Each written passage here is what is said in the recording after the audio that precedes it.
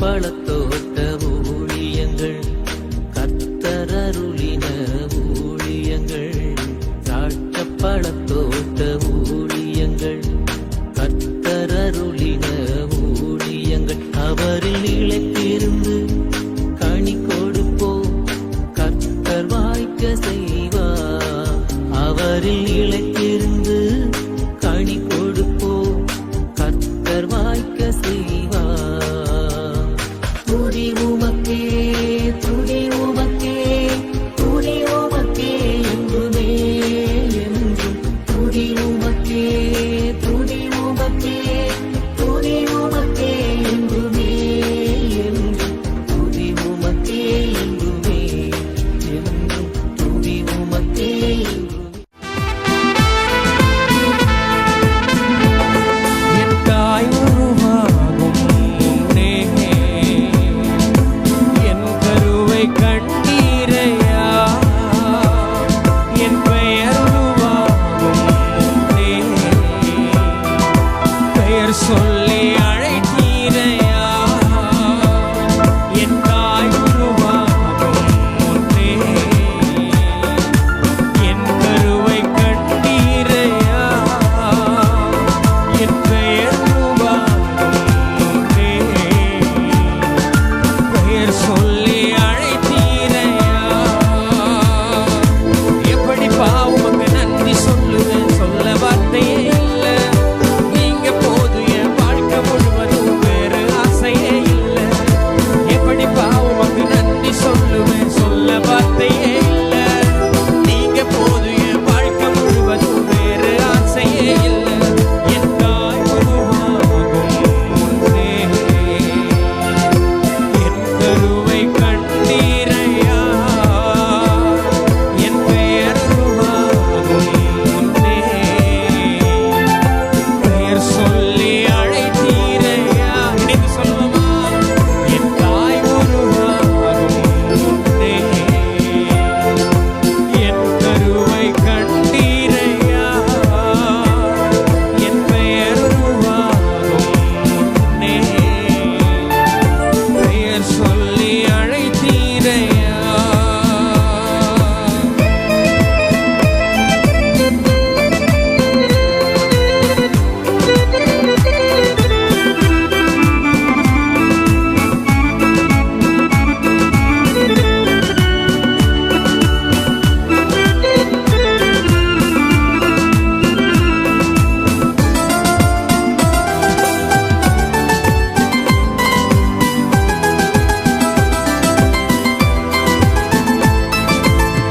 எலும்புகள் உருவாகல, நரம்புகள் உருவாகல, தசைகள் உருவாகல, தரிசனம் உருவானதே. தாய் கருவிலே தரிசனம் உருவானதே. எலும்புகள் உருவாகல, நரம்புகள் உருவாகல, தசைகள் உருவாகல, தரிசனம் உருவானதே. தாய் கருவிலே தரிசனம் உருவானதே. எப்படி பாவமக்கு நன்றி சொல்லுவேன், சொல்ல வார்த்தையே இல்லை. நீங்க போது என் வாழ்க்கை முழுவதும் வேறு ஆசையே இல்லை. எப்படி பாவமக்கு நன்றி சொல்லுவேன், சொல்ல வார்த்தையே இல்லை. நீங்க போது என் வாழ்க்கை முழுவதும் வேறு ஆசையே இல்லை. என் தாய் உருவாகும் முன்னே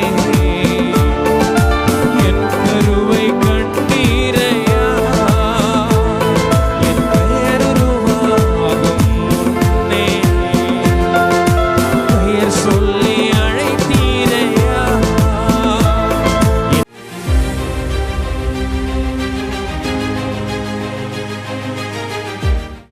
யோவான் 4:29.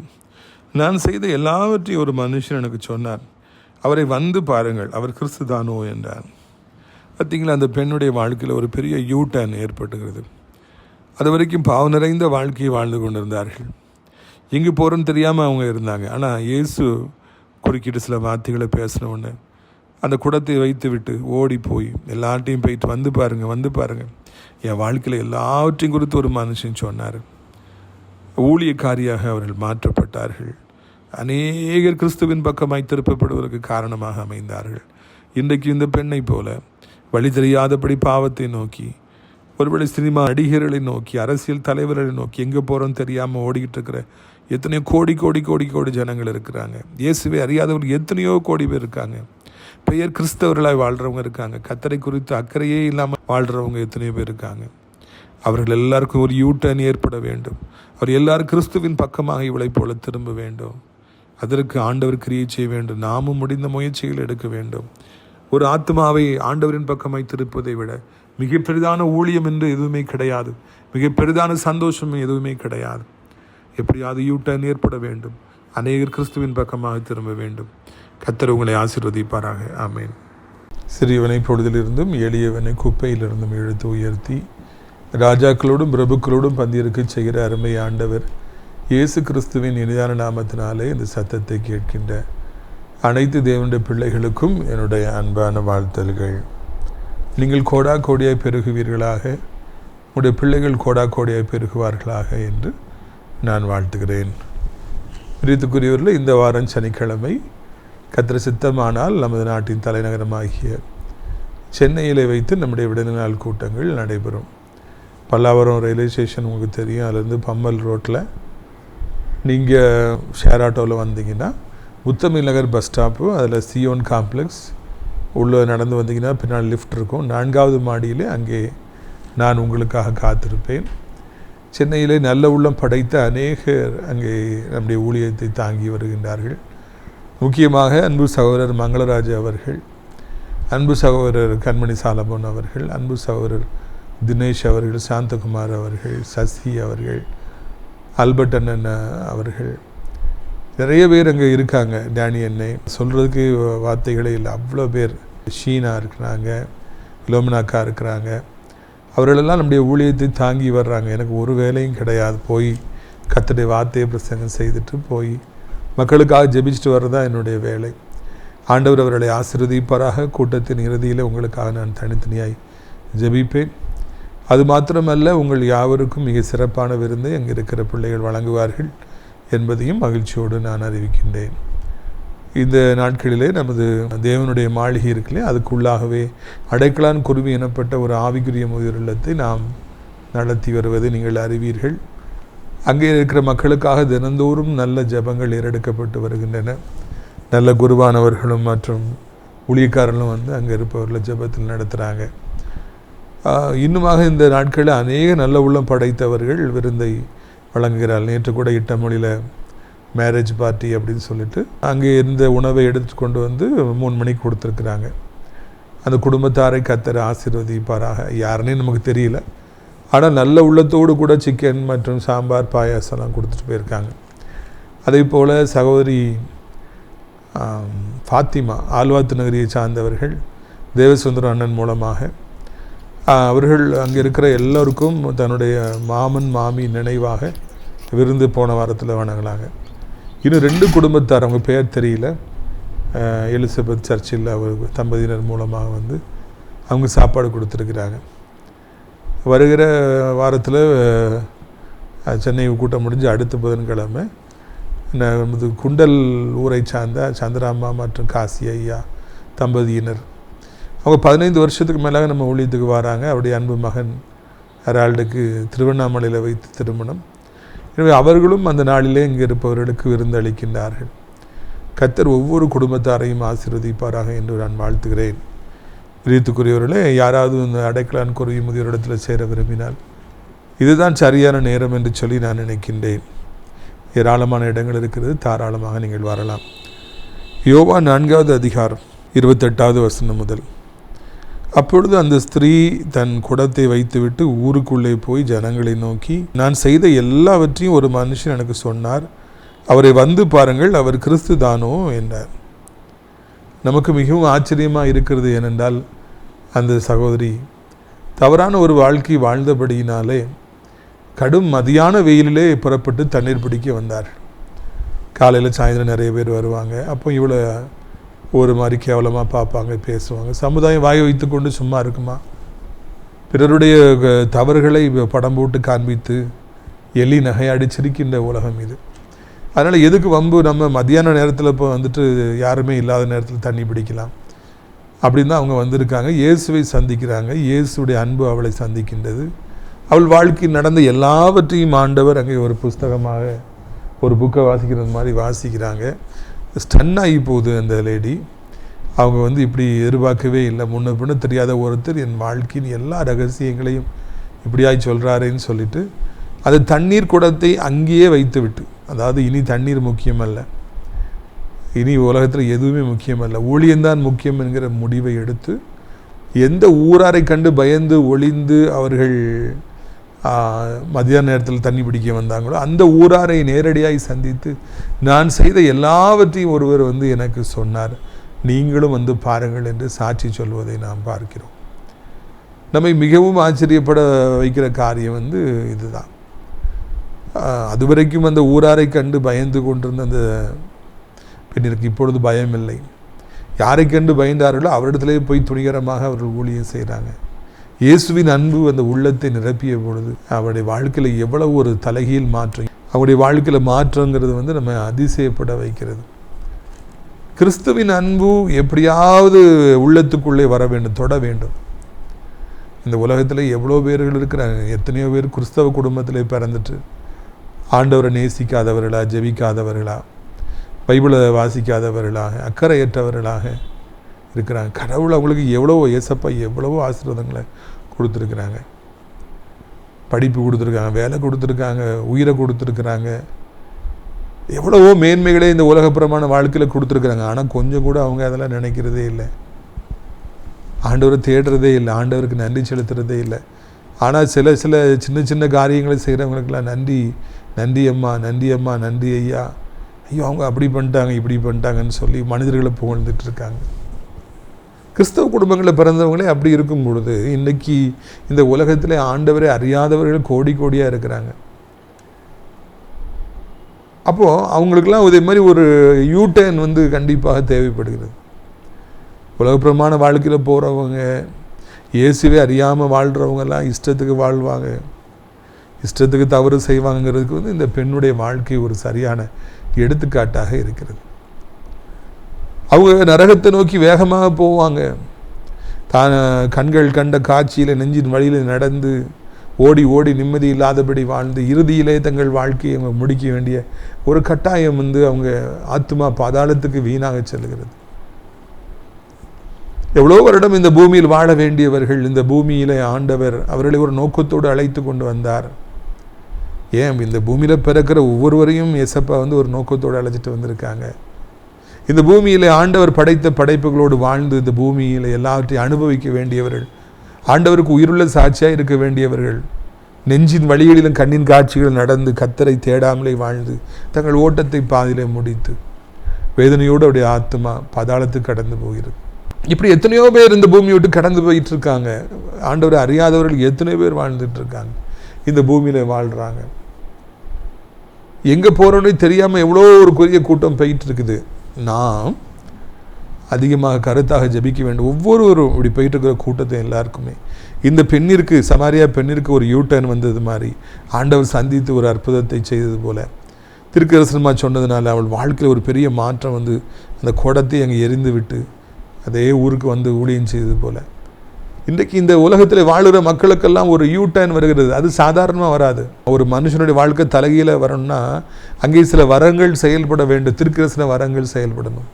இந்த பெண்ணுடைய வாழ்க்கையில் இவ்வளோ பெரிய மாற்றம் வந்ததுக்கு ஒரே ஒரு காரணம்தான், ஒரே ஒரு வரம்தான், திருக்கரசனமாக அவருடைய அந்தரங்க வாழ்க்கையை ஆண்டவர் சொன்னார்.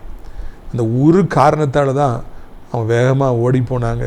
நான் செய்த எல்லாவற்றையும் ஒருவர் சொன்னார் என்று சாட்சி சொன்னார்கள், ஊழியம் செய்தார்கள் என்று நாங்கள் காணுகிறோம். அப்படிப்பட்ட ஒரு மாற்றம் வரணும்னா இன்றைக்கி இந்த உலகத்தில் காணப்படுற மக்கள்லாம் இயேசுவின் பக்கமாய் திரும்பணும்னா இதே மாதிரி நிறைய திருக்கதர்சனங்கள் தேவை, இதே மாதிரி ஆவிக்குரிய வரங்கள் தேவை. ஒரு அண்ணன் நல்ல ஊழியம் செய்வாங்க, அப்போது அவங்க சாட்சி என்கிட்ட சொன்னாங்க. அவங்க இஷ்டம் போல் வாழ்ந்துட்டுருக்காங்க, 40 வயசாகிடுச்சு. அப்பொழுது அங்கே ஒரு வாலிபன் வந்து ஊழியம் செய்து ஒரு பிசாசு ஆட்டம் போட்டிருக்கு. அந்த வாலிபர் நம்முடைய ஊழியத்தின் மூலமாக இயேசுவை ஏற்றுக்கொண்டவர். லயலா கல்லூரியில் நான் படிக்கும்பொழுது அதை பார்த்து அவங்க ரொம்ப அதை ஆச்சரியப்பட்டிருக்காங்க. எப்படி இந்த உலகத்தில் பிசாசு இல்லைன்னு நம்ம நினச்சோம், கடவுள் இல்லைன்னு நினச்சோம், பேர் கிறிஸ்தவராய் வாழ்ந்தவர்கள். ஆனால் இங்கே பேய் ஆடுது, இவர் சொன்னவனை கீழ்ப்படியுதே, அப்படின்னா இயேசு இருக்காருங்கிறத அவர் ஏற்றுக்கொண்டு நம்பி விசுவாசித்து தன்னுடைய வாழ்க்கையை அப்படியே ஊழியத்திற்கை அர்ப்பணித்து இன்றைக்கி முழு நேரமாக தன் சொத்துக்களை எல்லாம் விற்று அவர்கள் ஒவ்வொரு நாடாக சென்று ஒவ்வொரு மாநிலமாக சென்று தன் கையிலிருந்து பணத்தை செலவழித்து அற்புதமானபடிக்கு அவர் ஊழியத்தை நடத்தி வரார். அந்த அற்புதம் நடந்தது, ஒரு பேய் ஓடியது, அதை பார்த்த உடனே தான் அவர் இவ்வளவு மாற்றம். இந்த பெண்ணிற்கு ஆண்டவர் தீர்க்கதரிசனம் சொன்ன உடனே தான் அவ்வளோ பெரிய மாற்றம். நம்முடைய வாழ்க்கையிலும் நம்முடைய ஊழியத்தின் பாதையிலும் கூட இதே போல் எத்தனையோ வாலிபர்களை சந்தித்து கர்த்தர் அடியார் மூலமாக அவருடைய வாழ்க்கையின் காரியங்களை தீர்க்கதரிசனமாய் சொன்னதுனால இதே மாதிரி யூட்டர்ன் எடுத்து ஆண்டவரை ஏற்றுக்கொண்ட வாலிபர்கள் எத்தனையோ பேர் இருக்காங்க. கர்த்தருக்கு ஸ்தோத்திரம் உண்டாகட்டும். இன்றைக்கி இதே மாதிரி ஒரு பேயை விரட்டிட்டாங்க, இல்லைன்னா ஒரு தீர்க்கதரிசனம் சொல்லிட்டாங்கன்னா உடனே அதை கிரிட்டிசைஸ் பண்ணுறதுக்கு 1000 பேர் வந்துடுறாங்க. இப்படியே தீர்க்கதரிசனமே சொல்லக்கூடாது, பேயை விரட்டக்கூடாது. என்ன ஒரு கொடுமை பார்த்தீர்களா? சாத்தான் எப்படி வேடமிட்டு வந்து ஊழியங்களை தடுக்கிறான், அற்புதங்களை அடையாளங்களை தடுக்கிறான், தீர்க்கதரிசனங்களை தடுக்கிறான். இது மாதிரி அற்புதங்கள் அதிசயங்கள் நடக்குது, பேய் ஓடுது, அதை தடுக்க முயற்சிக்கிறான் காணுகிறான். ஆனால் அதை பற்றிலாம் கவலைப்பட்டு ஒன்றும் ஆக போகிறதில்ல, தேவையும் இல்லை, நமக்கு அந்த தேவையும் இல்லை. அதெல்லாம் ஆண்டவர் பார்த்துக்குவார். யூட்டன் தேவைப்படுகிறது. இதே போல் அநேகரோட ஆண்டவர் பக்கமாய் திரும்பணும். அதுக்காக நம்ம முடிந்த பிரயாசங்கள் எடுக்கணும். குடத்தை தூக்கி போட்டுட்டு நேராக ஊருக்கு ஓடி யாரை கண்டு பயந்துட்டு இருந்தாங்களோ அவங்களுக்கு போய் ஊழியம் செய்கிறாங்க. ஆண்டவருக்காக ஊழியம் செய்ய வேண்டும் என்ற ஒரு முடிவு எடுத்த உடனே ஒரு புதிய பலன் வருகிறது, ஒரு புதிய உற்சாகம் வருகிறது, ஒரு புதிய தைரியம் வருகிறது, வாக்கு வல்லமை வருகிறது, வாழ்க்கை அப்படியே மாறுகிறது. வேறு மனிதனாக வேறு மனுஷியாக நாம் மாறுகிறோம். Have you experienced it in your life? ஊழியத்துக்குன்னு வந்துட்டோன்னா பேச தெரியாத நமக்கு பேச ஆண்டவர் கற்றுக் கொடுக்கிறார், தைரியத்தை தருகிறார், வல்லமையை தருகிறார், தயக்கங்களை நம்மை விட்டு எடுத்து போடுகின்றார்.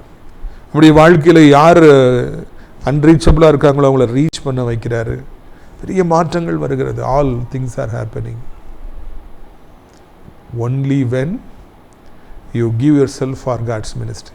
கடவுளுடைய பணிக்கு நீங்கள் வந்துட்டீங்கன்னா உங்களுக்கு எங்கிருந்தாவது ஆர்டர் பேசுகிற ஆற்றலை தருவார், பாடுகிற ஆற்றலை தருவார், அட்மினிஸ்ட்ரேட்டிவ் கெப்பாசிட்டியை தருவார், ஃபண்ட் ரைசிங் கெப்பாசிட்டியை தருவார். அவர் தன் ஊழியத்துக்காக நீங்கள் வருகிற பொழுது உங்களை காணாமல் இருப்பாரோ, உங்களுக்கு உதவி செய்யாமல் இருப்பாரோ என்பதை உங்களுக்கு நான் நினைவூட்ட விரும்புகிறேன். கர்த்தருடைய பருவத்தில் எல்லாம் பார்த்து கொள்ளப்படும் என்று சொல்லி ஆபிரகாம் தன் மகனுக்கு சொன்னார். அப்பா, விறகு கட்டைகள் இருக்கிறது, கத்தி இருக்கிறது, நெருப்பு இருக்கிறது, எல்லாமே இருக்குது, பலியை கட்டுவதற்கு கயிறு இருக்கிறது, பலி எங்கே அப்பா சொல்லி டேடிகிட்ட பையன் கேட்குறாரு. நீதான்ப்பா அந்த பலின்னு அவர் சொல்ல விரும்பலை. அதனால தான் அவர் சொல்கிறாரு, கர்த்தருடைய பருவத்தில் எல்லாம் பார்த்து கொள்ளப்படும் சொல்லி அவர் சொல்கிறார். சீன் இந்த மவுண்டன் ஆஃப் காட். அதெல்லாம் பற்றி கவலைப்படாத மகனே, எல்லாத்தையும் ஆண்டவர் பார்த்துக்குவார். இன்றைக்கு அதுதான் ஊழியத்திற்காக நான் வந்து விட்டால், உண்மையிலேயே ஆண்டவருடைய ஊழியத்தை செய்வதற்காக நீங்கள் நானும் வாஞ்சிப்போம் என்றால் நம்முடைய தேவைகள் எல்லாவற்றையும் ஆண்டவர் சந்திப்பார்.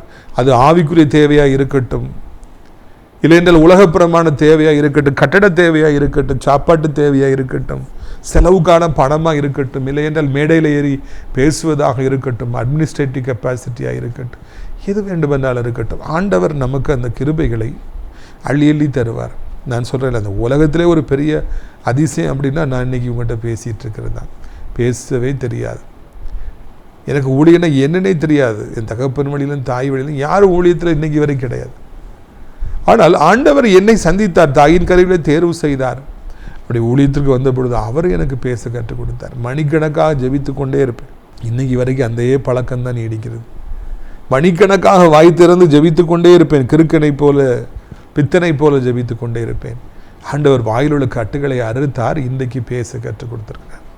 இந்த பெண்ணுக்கு யாரையா அந்த தைரியத்தை கொடுத்தது? பாவ வாழ்க்கை வாழ்ந்து கொண்டிருந்தவள் அல்லவா, ஒழித்து வாழ்ந்து கொண்டிருந்தவள் அல்லவா. இன்றைக்கு இப்படியாக தைரியமாய் சாட்சி சொல்ல பலன் கொடுத்தது யார் அப்படின்னு சொல்லி பார்த்தீங்கன்னா அதுதான் ஊழியத்துக்கு வருகிற யாராக இருந்தாலும் அவர்களுக்கு இந்த பிரயோஜனம் கொடுக்கப்படும், அவர்களுக்கு இந்த வல்லமை கொடுக்கப்படும் என்பதையே இது காண்பிக்கிறது. ஸோ இது சாட்சியை போய் அவங்க சொல்கிறாங்க, வந்து பாருங்கள்னு சொல்லி அழைக்கவும் செய்கிறாங்க. வந்து பாருங்கள், அவர் கிறிஸ்தானோ, வந்து பாருங்கள். நம்ம ஒரு கூட்டம் நடத்தணும்னா வந்து பாருங்களேன், நிறைய பேர்ட்ட நம்ம வந்து பேசுகிறவங்ககிட்டலாம் நம்ம சந்திக்கிறோம்னு சொல்லி வந்து பாருங்களேன். ஒரு சிலர் மனப்பூர்வமாக அழைக்கிறாங்க, ஒரு சிலர் எதுக்கு வம்புன்னு சொல்லி அழைக்கிறதே இல்லை. வந்து பாருங்கள். இந்த பெண் தன் சாட்சியை சொல்லி தைரியமாய் சொல்லி வந்து பாருங்கள், கம் அண்ட் சீ அப்படிங்கிறார். இதான் இந்த ஊழியம், அப்பொழுதுதான் சுவிசேஷம் அப்பொழுதுதான் நிறைவுறுகிறது. Please come and see, he is telling me everything about my life, whatever I have done. அதில் அழகாக சொல்கிறார், நீங்களும் வந்து பாருங்களேன். அவர் உலக இரட்சகர் தானா என்பதை நீங்களும் வந்து பாருங்கள். யூ ஆல்சோ கம் அண்ட் சீ. சாட்சி சொல்லுகிறோம், நீங்களும் இயேசுவை தேடி பாருங்கள். நீங்களும் இயேசுவுக்கு வாழ்க்கையை ஒப்பு கொடுத்து பாருங்கள். அவர் பெரிய மாற்றத்தை உங்கள் வாழ்க்கையில் கொண்டு வருவார். அவர் எவ்வளவு வியாதியாக இருந்தாலும் ஒரு நிமிடத்தில் சுகமாக்குவார். எவ்வளவு பெரிய ஆள்கொள்ளி வியாதியாக இருந்தாலும் இயேசு என்கிற நாமத்தை சொல்லுகிற பொழுது அது செயலிழந்து போகும் என்கிற அந்த உண்மைகளை நாம் அவர்களுக்கு சொல்வதற்காக நாம் அழைக்கப்படும். அதனால் இந்த பெண் நமக்கு ஒரு சாட்சியாக இருக்கிறாள். சுவிசேஷத்தை அறிவிக்க வேண்டும். we have to tell the good news and we have to share our testimony and finally we have to invite them, come and see. நீ வந்து பாருங்க. அப்போ அந்த ஊர் மக்கள் என்ன சொல்கிறாங்க பாருங்க. 39வது வசனம், நான் செய்த எல்லாவற்றையும் எனக்கு சொன்னார் என்று சாட்சி சொன்ன அந்த ஸ்திரீயினுடைய வார்த்தை நிமித்தம் அந்த ஊரில் உள்ள சமாரியரில் அநேகர் அவர் மேல் விசுவாசம் உள்ளானார்கள். இந்த சாட்சியை கேட்ட உடனே இவா கடவுளை தேட மாட்டா, இவ்வளவு தாறுமாறான வாழ்க்கை, இவளே இப்படி ஊழியத்தில் வாஞ்சியாக இருக்கிறாள். அப்போது அந்த ஆண்டவர் மெய்யானவர் தான் சொல்லி ஆண்டவர் இயேசு கிறிஸ்து மீது அநேகர் விசுவாசம் வைத்தார்கள். அவருக்கு விசுவாசிகள் ஆனார்கள், ஆண்டவருக்கு பின் சென்றார்கள் என்று இந்த இடத்தில் காண்கிறோம். ரொம்ப சந்தோஷப்படுறோம். ஒரு சாட்சி அநேகர் இயேசுவின் பக்கமாய் திருப்பப்படுவதற்கு, ரட்சிக்கப்படுவதற்கு, ஆண்டவர் மீது நம்பிக்கை வைப்பதற்கு காரணமாக இருந்ததா. ரொம்ப பரவசமாக இருக்குது. எல்லாரும் ஓடி வராங்க. யார் அவர், இந்த பெண் இப்படி மனம் திரும்பி ஊழியம் செய்கிற அளவுக்கு மாறிட்டாள், யாருன்னு வந்து இயேசுவை பார்க்குறாங்க. இயேசு தான் சீஸ்தரோட உட்கார்ந்துருக்காரு. அவர் பிரசங்கம் பண்ணுறதை கேட்குறாங்க. ஐயா 2 நாள் வந்து தங்குங்கன்னு சொல்லி சொல்கிறாங்க. அவரும் தங்குறாரு, நிறைய காரியங்களை பிரசங்கிக்கிறார். இதை பெண்ணிற்கு எப்படி ஆண்டவர் தீர்க்கதரிசனம் சொன்னாரோ அதே போல் அந்த ஊர் மக்களுக்கெல்லாம் ஆண்டவர் நிறைய காரியங்களை தீர்க்கதரிசனமாக உரைக்கிறார். அதனுடைய விளைவாக என்ன நடக்கிறது பாருங்கள். 42வது வசனம், அந்த ஸ்திரீயை நோக்கி, உன் சொல்லி நிமித்தம் அல்ல, அவருடைய உபதேசத்தை நாங்களே கேட்டு அவர் மெய்யாக கிறிஸ்து ஆகிய உலக இரட்சகர் என்று அறிந்து விசுவாசிக்கிறோம். எம்மா, முதல்ல நீ சொன்ன கேட்டதை நாங்கள் வந்தோம், ஆனால் இனி உன் சாட்சிலாம் தேவையில்லை, நாங்களே கண்ணால் பார்த்துட்டோம். அவர் மெய்யாகவே மிகப்பெரிய ஒரு தீர்க்கதரிசி, மெய்யாகவே இவர் தான் உலக இரட்சகர். இவரிடத்தில் ஒருவரிடத்திலும் இல்லாத வல்லமை இருக்கிறது. இவர் சத்தத்தை கேட்டுக்கொண்டே இருக்கலாம் போல் இருக்கிறது. இவர் சாதாரண ஒரு மனிதன் அல்ல, இவர் தெய்வ குமாரன். இவர் தான் உலகத்தை ரட்சிக்கிற இரட்சகர் என்று சொல்லி அவர்கள் அனைவருமே ஆண்டவரை ஏற்றுக்கொள்றாங்க. முதல்ல ஒரு வழி தேவைப்பட்டுச்சு. சமாரிய பெண் எனப்பட்ட இந்த பெண்ணுடைய வாழ்க்கை சாட்சி அவங்களாம் அங்கே வர்றதுக்கு காரணியாக இருந்தது. ஆனால் இப்போ அதெல்லாம் தேவையில்லை. ஸ்ட்ரைட்டாக அவங்க ஆண்டவரோடு கூட ஒரு உறவை வளர்த்து கொள்கிறார்கள். நீ தேவையில்லைம்மான்னு சொல்லி சொல்கிறாங்க. அவ்வளவுதான். நம்ம வழி காண்பிக்கிற வேண்டியது நம்ம கடமை. அதுக்கு பிறகு அவங்க ஏசப்பாட்ட வந்துட்டாங்கன்னா அவங்க ஏசப்பா கூட இருப்பாங்க. ஆனால் நிறைய பேர், நான் தானே உன்னை ரட்சிப்புக்குள் நடத்தினேன், நான் தானே அந்த பிரதர்கிட்ட கூப்பிட்டு போனேன், என் மூலமாக தானே நீ அறிமுகமான அப்படின்னே பிடிச்சிட்டு இருப்பாங்க. அது ஒரு வழி, அவ்வளோதான். நம்ம கூட்டு போனோன்னா வேற யார் மூலமாக தான் அன்று கூட்டு வந்திருப்பார். அவருடைய வேலை வருகிற பொழுது அதை தடுப்பவன் யார்? யார் மூலமாக ரசிக்கப்பட்டான்? அன்றைக்கி நிறைய பேர் அப்படி தான் சொல்லுங்க, என் மூலமாக நான் வந்த, உனக்கு அவனை எப்படி தெரியும், இவளை எப்படி தெரியும்? அது ஒரு மேட்டரே இல்லைங்க. நீ தேவையே இல்லை. நாங்கள் இப்பொழுது உன்னை குறித்து நாங்கள் அறிந்து கொண்டோம் என்று சொல்லி அங்கே அழகானபடிக்கு அவர்கள் எல்லோருமே சாட்சி சொல்கிறாங்க. எல்லோருமே ஆண்டவரை ஏற்றுக்கொண்டார்கள் என்று நான் காண்கிறோம். பிரியத்துக்குரியவர்களே, இந்த நாளிலும் கூட ஒரு அந்த ஊரும் ஆண்டவரை உலக இரட்சகர் என்று கண்டுபிடித்தனர். அவரிடத்தில் வல்லமை இருக்கிறது என்பதை கண்டுபிடித்தனர். அதுக்கு அந்த பெண் காரணமாக இருந்தார்கள். உங்கள் மூலமாகவும் அப்படியே அநேகர் ரட்சிக்கப்படுவதற்கு, ஆசீர்வதிக்கப்படுவதற்கு, உங்கள் மூலமாகவும் அநேகர் புது வாழ்வு அடைவதற்கு, பாவங்களிலிருந்து, வியாதிகளிலிருந்து, பிசாசின் கட்டுகளிலிருந்து, உபத்திரவங்களிலிருந்து விடுவிக்கப்படுவதற்கு நீங்கள் காரணமாக இருப்பீர்களாக. நீங்கள் யூட்டனை ஏற்படுத்துகிறவர்களாக இருப்பீர்களாக. நீங்கள் கிங் மேக்கராக இருப்பீர்களாக என்று உங்களை வாழ்த்துகிறேன். உங்களுடைய ஆசீர்வாதத்திற்காக நான் ஜெபிக்க விரும்புகிறேன். கண்களை மூடுவீர்களா? நாம் ஜெபிக்கலாம். அப்பா பிதாவே, வானத்துக்கும் பூமிக்கும் ஆண்டவரே, இந்த அருமையான நாளிலும் கூட அருமையான ஒரு சத்தியத்தை நாங்கள் கேட்டோம். ஆண்டவர் தண்ணீர் பிடிக்க வந்தவள், ஒளித்து ஒளித்து வாழ்ந்தவள், ஏசப்பாவுக்கு ஊழியக்காரியாய் மாறினாள். அவள் ஆண்டவரை துணிந்து ஆண்டவருக்காய் காலை எடுத்து வைத்த பொழுது பேசுகிற ஆற்றலை கொடுத்தீர். அவருடைய பயத்தையும் தாழ்வு மனப்பான்மையை அவளை விட்டு எடுத்து போட்டீர். வாக்கு வல்லமையை தந்தீர். கேட்கிறவருடைய உள்ளம் தொடும்படியாய் பேசுகிற ஆற்றலை தந்தீர். அவள் சாட்சி நிமித்தம் அநேகர் கிறிஸ்துவின் அண்டை விசுவாசம் வைத்தார்கள். இன்னும் அநேகர் ஓடி வந்து ஆண்டவரை ஏற்றுக்கொண்டார்கள். எங்கள் வீட்டுக்கு வாருங்கள், 2 நாள் தங்கியிருங்கள் சொன்னாங்க. ஆண்டவர் நீரும் அவர்களோடு சென்று தங்கினீர். இவ்வளவு ஊழியம் திறந்ததுக்கு காரணம் இந்த உலகத்தில் பாவி என்று சொல்லி முத்திரை குத்தப்பட்ட ஒரு பெண். அப்பா அந்த பெண்ணுடைய வாழ்க்கையில் யூட்டர்ன் ஏற்பட்டது போல் இன்றைக்கி நிறைய பேர் ஆண்டவர் அறியாமலே ஓடிட்டு இருக்காங்க. பெயர் கிறிஸ்தவர்களாக இருந்து ஆண்டவர் கடவுளையே தேடாதபடி வாழ்கிறவர்களை பார்க்க, எத்தனையோ அதிசயங்களை பெற்ற பிறகும் கூட உணர்வில்லாத ஒரு இதயத்தை உடையவர்களாக, படுத்து கிடப்பவர்களாக, ஒரு காலம் பைபிள் எடுக்காதவர்களாக, ஜெபிக்காதவர்களாக, ஜெபத்தில் ஆர்வம் இல்லாதவர்களாக இருக்காங்க. ஐயா, எங்கள் தகப்பனே எங்களை மன்னியும். இயேசுவை அறியாத ஒரு பெரிய கூட்டம் இன்றைக்கு எங்கேயோ ஓடிக்கொண்டிருக்கிறது. எங்கே போகிறோன்னு தெரியாமலே ஓடிக்கிட்டு இருக்குது. யூட்டர்ன் ஏற்படட்டும். அவர்களெல்லாம் இயேசுவினால் சந்திக்கப்படட்டும். அவர்களெல்லாம் இயேசுவினால தொடப்படட்டும். அடைய வாழ்க்கையில் ஒரு மாற்றம் வரட்டும். ஐயா, மகத்து நிறைந்த தெய்வம், உம்மாலே கூடாத காரியம் எதுவும் இல்லை. ஒரு பெரிய ரட்சிப்பின் அக்கினி பற்றி பிடிப்பதாக ஆண்டவரை ஒவ்வொருவரையும் தொடுவீராக. ஆண்டவர் ஒவ்வொருவரையும் ஆசீர்வதிப்பீராக. ஒவ்வொருவரையும் பலப்படுத்துவீராக, ஸ்திரப்படுத்துவீராக. ஓ ரபானி காத்தாரினி ஆத்தோரா கோரா மரியா காலா தியானா பாலா கர தியானா கர. பழையவைகளையே என் மகளை நினைத்து கொண்டிருக்கிறாய். அப்படி ஆகிப்போச்சு, இப்படி ஆகி அதையே ஏன் பேசிக்கொண்டே இருக்கிறாய்? அவைகளை விட்டுவிட, நான் புதிய காரியங்களை செய்வேன், புதிய ஆசீர்வாதங்களை தருவேன் என்று ஆண்டவர் சொல்லுகிறார். ஏ சம்மா தூக்கோர் மகத்தாரா பவுலா கராபனா. 2-3 தடவை மகனை நீ தோல்வி அடைந்தாய். அதுக்காக இந்த முறையும் நீ தோல்விதான் அடைவாய் என்று ஒன்றுமில்லை. என் மீது நம்பிக்கை வைத்து முயற்சி எடு, நிச்சயமாக நீ வெற்றி பெறுவாய் என்று சொல்லி ஆண்டவர் உனக்கு சொல்லுகிறார். சோத்திரங்கப்பா, நன்றிங்க ராஜா, நன்றிங்க ராஜா. கல்காரா தூபா ரபூனா காரா தியானா பவுலா காரா தியானா காரா. இயேசுவின் நாமத்தில் ஆண்டவரை நீங்கள் சொல்கிற காரியம் அவ்வளோதான். இருளாக இருக்குது, எல்லாம் இருளாக இருக்குது. அடுத்த படுக்கையாக இருக்கிறீங்க மகளே, இயேசு ஒரு நிமிடத்தில் உங்களுக்கு இருளை வெளிச்சமை மாற்றுவார். மரண இருளிலிருந்து உங்களை காப்பாற்றுவார். உங்களுக்கு புது வாழ்வு தருவார். ஏசப்பாவை நோக்கி கூப்பிடுங்க. இருளை கண்டு பயப்படாதீங்க, வியாதியை கண்டு பயப்படாதீங்க, மரணத்தை கண்டு பயப்படாதீங்க. அதை உடைத்து போடுவார். ஆண்டவர் வழி நடத்துவார். ஒரு அக்காரியானா பாலா கரதியானா கர. கர்த்தர் நல்லவர், கர்த்தர் நல்லவர், கர்த்தர் உருக்க நிறைந்தவர், இரக்க நிறைந்தவர். அவர் நித்திய கிருபையில் உங்களுக்கு இறங்குவார் தம்பி.